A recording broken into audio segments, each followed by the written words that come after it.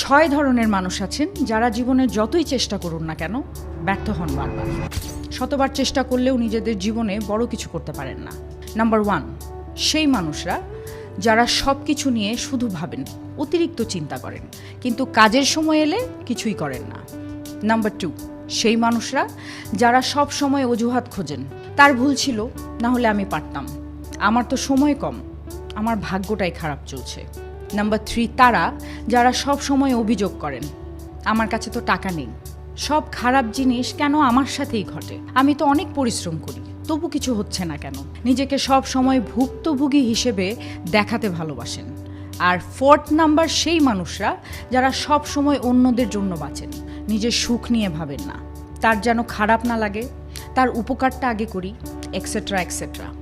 আর 5th number তারা যারা বলেন আজ করার ইচ্ছে নেই, কাল করব, এখন সঠিক সময়